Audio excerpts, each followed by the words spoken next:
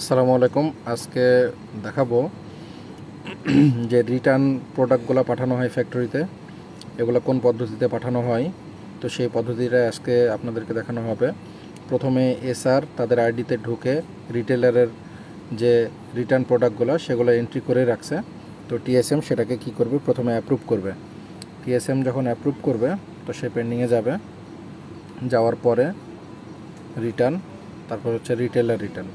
এই রিটেলার রিটার্নগুলো সে কী করবে, এগুলো অ্যাপ্রুভ করে দেবে।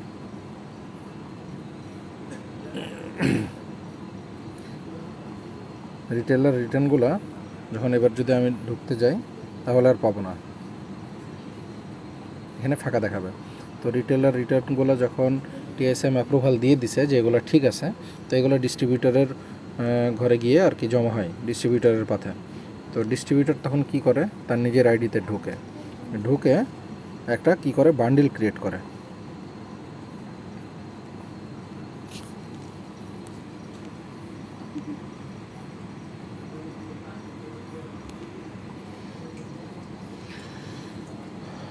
তো আমরা এখন ডিস্ট্রিবিউটরের আইডিতে ঢুকতেছি। এখানে আমরা একটা বান্ডেল ক্রিয়েট করব প্রোডাক্টগুলো নিয়ে।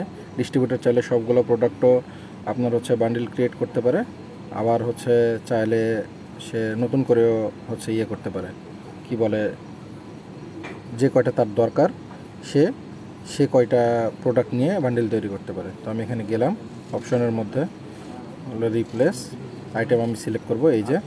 তো এগুলো নিয়ে বেসিক্যালি এই আইটেমগুলো এন্ট্রি করা হয়েছে এগুলো।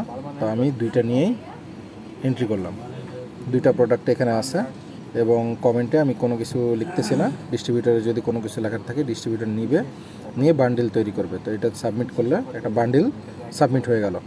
তো এই বান্ডিলটা যে সাবমিট হলো, এইটার এখন আমরা দেখব যে এইটা কোন স্টেজে আছে। তো আমরা এখানে পেন্ডিংয়ে গেলাম, পেন্ডিংয়ে যাওয়ার পর রিটার্নে গেলাম, ডিস্ট্রিবিউটার রিটার্নে গেলাম, এটাতে ঢুকলাম। এখানে অনেকগুলো স্টেজ আছে। তো রিটার্ন কেবল ক্রিয়েট হলো, যে এটার একটা কি বলে হচ্ছে ডিস্ট্রিবিউটার বান্ডিল তৈরি করছে, এটা ক্রিয়েট হলো। এখন ডিস্ট্রিবিউটার চাইলে এটা আবার এখান থেকে এডিটও করতে পারবে, এডিট বাটনে প্রেস করে সেখান থেকে চাইলে প্রোডাক্টগুলো ডিলিটও করে দিতে পারে, দিয়ে বান্ডিলটা চেঞ্জ করে আবার সাবমিট করে দিতে পারে। তো এটা যেভাবে আছে থাকবে। আমি এখন টিএসএমের আইডিতে ঢুকবো এইটার অ্যাপ্রুভাল ক্রিয়েট করার জন্য। তো সেখানে গেলেই আমরা আসলে দেখতে পারবো বিষয়গুলো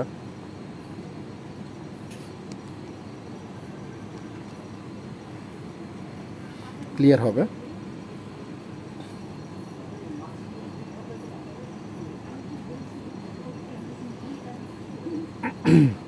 আমরা এখন টিএসএমের আইডিতে আসছি। তো টিএসএমের আইডিতে আসার পরে আমরা যদি পেন্ডিংয়ের মধ্যে যাই, রিটার্নের মধ্যে আসি, তো এটা ছিল ডিস্ট্রিবিউটার রিটার্নের মধ্যে যাই, ডিস্ট্রিবিউটার রিটার্নের মধ্যে গিয়ে ক্লিক করলাম অ্যাড ডিবি পয়েন্ট। এখন এইখানে কয়েকটা পাথ আছে, অ্যাপ্রুভ রিটার্ন, তারপর হচ্ছে special approve, reject return, edit. এখন চাইলে সে এডিটও করতে পারে, এটা রিজেক্টও করে দিতে পারে।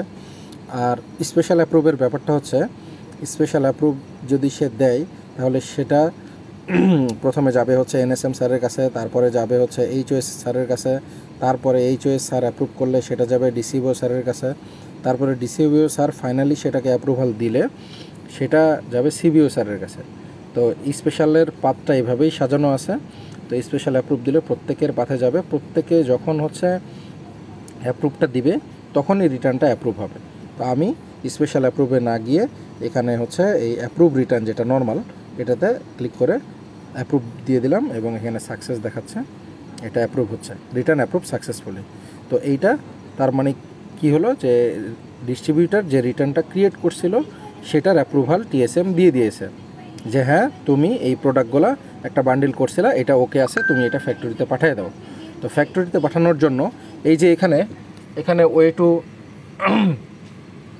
ওয়ে টু ফ্যাক্টরি যেটা, সেটা হচ্ছে আমি এখন ডিস্ট্রিবিউটারের ওখানে যাব, ডিস্ট্রিবিউটারের আইডিতে গিয়ে এটা আমি ফ্যাক্টরির উদ্দেশ্যে পাঠিয়ে দিব। তো আমি ডিস্ট্রিবিউটারের আইডিতে ঢুকতেছি।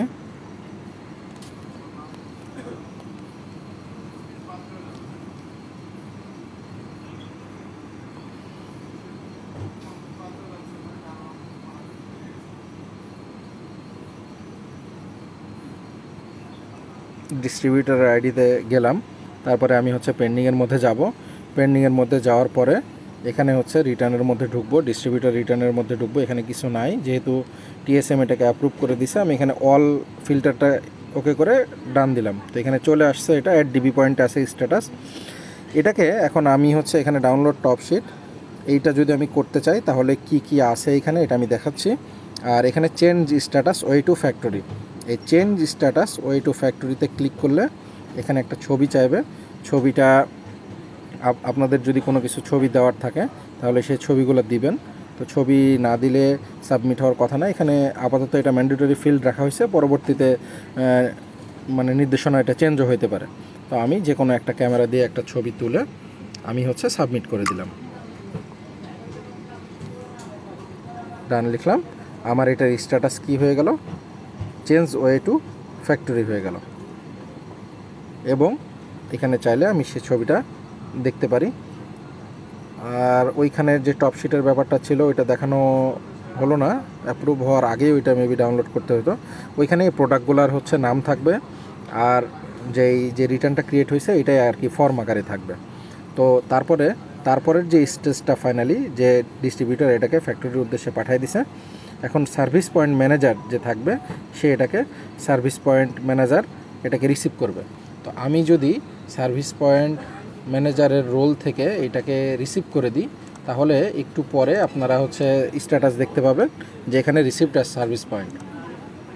তো একটু সময় নিচ্ছি, এটা দেখাই দিচ্ছি আপনাদেরকে। 3-4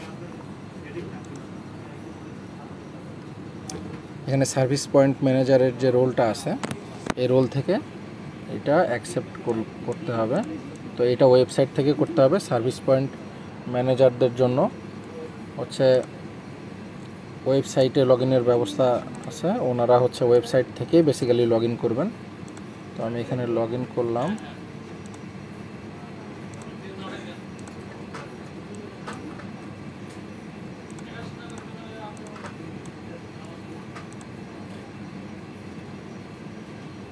এটা আমি ঢুকছি এখন সার্ভিস পয়েন্ট ম্যানেজারের এখানে। এখন আমি এটা রিপ্লেস যেটা দেখবো, item wise way to factory received at service point, next submit, change it.